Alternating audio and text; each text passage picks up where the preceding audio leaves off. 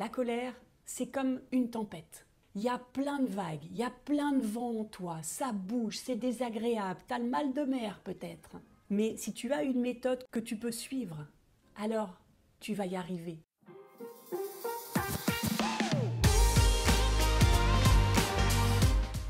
Ça t'est déjà arrivé de te sentir comme une cocotte minute prête à exploser? Ou alors de t'énerver et puis l'instant d'après, de pleurer, sans même comprendre pourquoi? Si c'est ton cas, pas de panique, c'est normal. Dans cet épisode, tu vas découvrir comment devenir le maître zen de ta colère. Alors c'est quoi la colère? Quand tu penses à la colère, à quoi tu penses? Tu peux penser à la violence physique. Tu as envie de taper, il y a quelque chose en toi qui est plus fort que toi, qui a envie de sortir. Tu peux également penser à la violence verbale. Tu as envie d'insulter les gens, tu as envie de crier, encore une fois de sortir tout ce qui est en toi. Mais est-ce que tu savais que la colère, elle peut être également intérieure? Tu peux retourner cette colère contre toi et donc être violent contre toi, physiquement ou verbalement. C'est comme ça que tu as un petit discours à l'intérieur de toi qui n'arrête pas de te dire que tu es nul, que tu es moche, que tu es faible, que tout le monde se fout de toi, etc., etc. C'est tes pensées qui sont en train de te mentir, de te raconter n'importe quoi. Donc là, on est en train de dire que la colère, c'est un peu comme la violence. Mais s'il y a deux mots, c'est que ce n'est pas exactement la même chose. La colère, c'est en fait un mécontentement face à une situation que tu juges injuste. C'est ça, à la base, la colère. C'est une émotion qui est là pour sonner un système d'alarme qui va te dire « Attention, il y a quelque chose qui se passe qui n'est pas OK avec toi. Il va falloir que tu cherches à comprendre ce qui cloche. » Donc la colère, c'est plutôt positif jusque-là, on est d'accord. Elle est là juste pour t'envoyer un message et pour te protéger. Mais c'est désagréable, c'est vrai.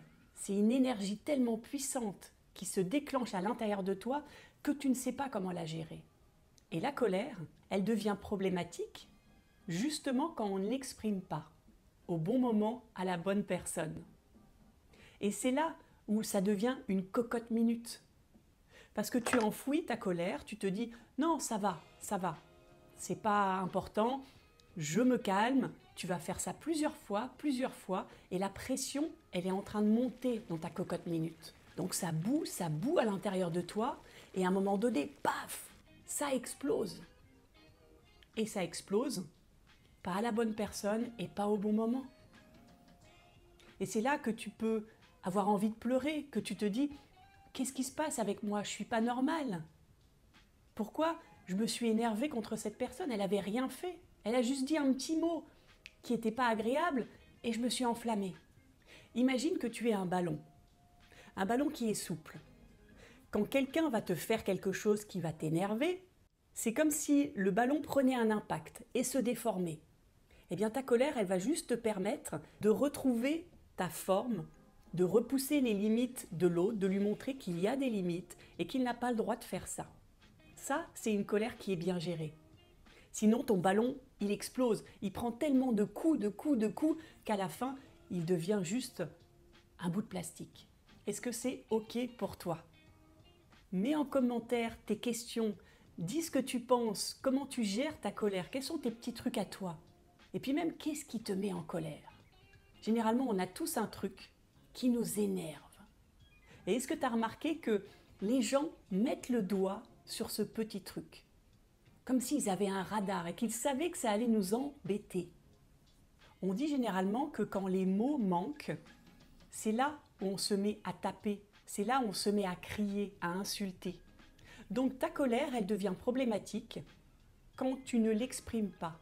Si elle n'est pas exprimée à temps, alors elle devient violence.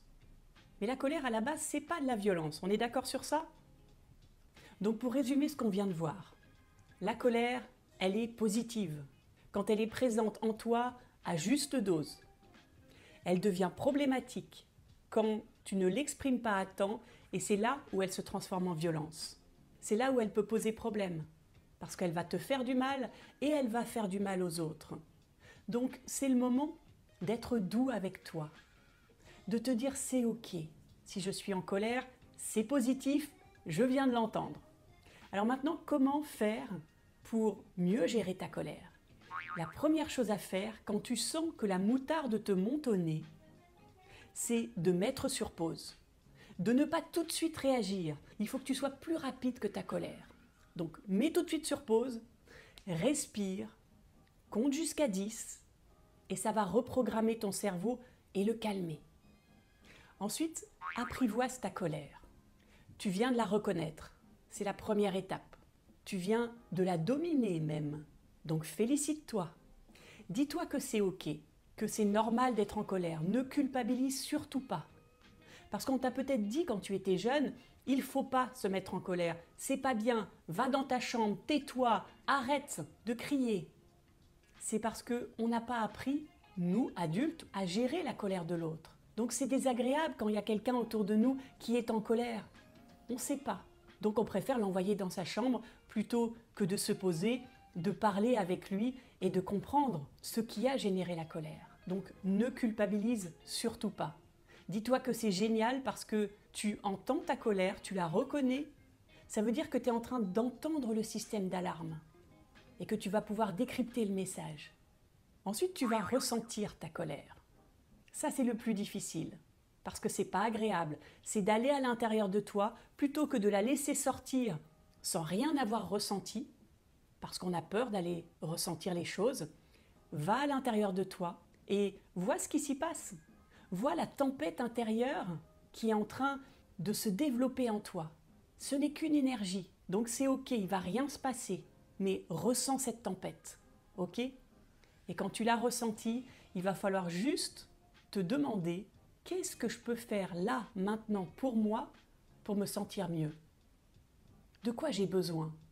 Est-ce que j'ai besoin d'un câlin? Est-ce que j'ai besoin de parler? Est-ce que j'ai besoin que quelqu'un me dise « je t'aime » ? Et là, avec toutes ces petites étapes, tu devrais te sentir mieux et plus calme.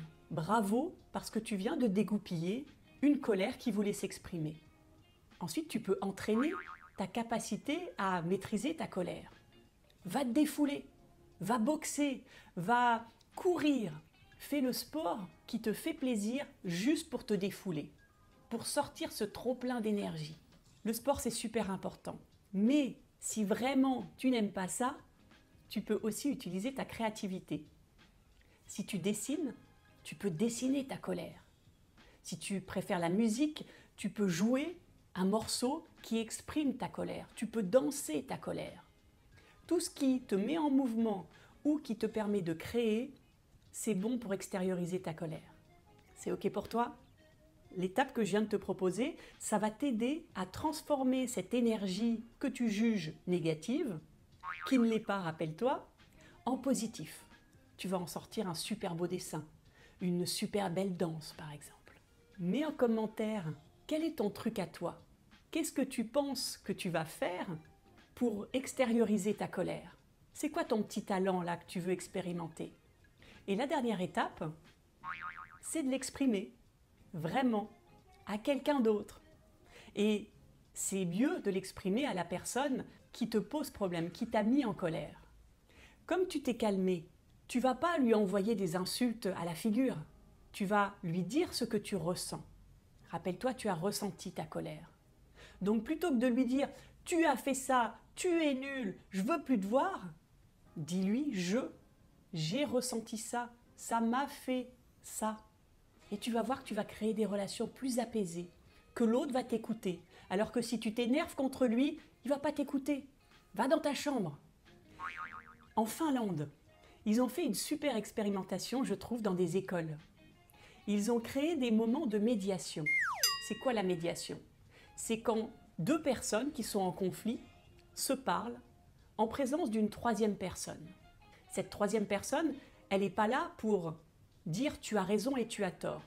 Elle est juste là pour faire respecter des règles pour que chacun puisse parler à l'autre. Et ce qui est super original, c'est que la troisième personne, c'est pas un adulte, comme tu pourrais le penser, c'est un adolescent également. Donc imagine que dans ton école, tu as un conflit avec un des élèves. Ça peut être un copain. Et à cause de ça, vous ne vous parlez plus. Et il y a la colère qui monte en toi.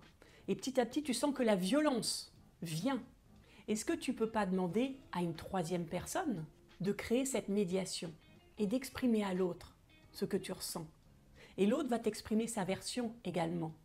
Et vous allez parler, vous allez recréer des interactions entre vous et vous allez passer à autre chose. Si tu oses, mets également en commentaire ce que tu as vécu. Qu'est-ce que tu as ressenti? Est-ce que ça a débloqué la situation ou pas? Ça m'intéresse vraiment de savoir ce que tu vas expérimenter après avoir vu cette vidéo. Rappelle-toi que la colère, c'est comme une tempête. Il y a plein de vagues, il y a plein de vent en toi, ça bouge, c'est désagréable, tu as le mal de mer peut-être. Mais si tu gardes le cap, si tu as une méthode que tu peux suivre, si tu continues à avancer, alors tu vas y arriver, tu vas sortir de la tempête. Tu vas pouvoir exprimer calmement ce que tu ressens et ça va dégoupiller ta colère. Merci d'avoir regardé cette vidéo. Si tu as appris des choses, si tu penses que ça peut aider d'autres personnes, eh bien mets un pouce sous la vidéo YouTube et puis partage-la surtout pour donner encore plus de visibilité à ce contenu. Je te dis à très vite.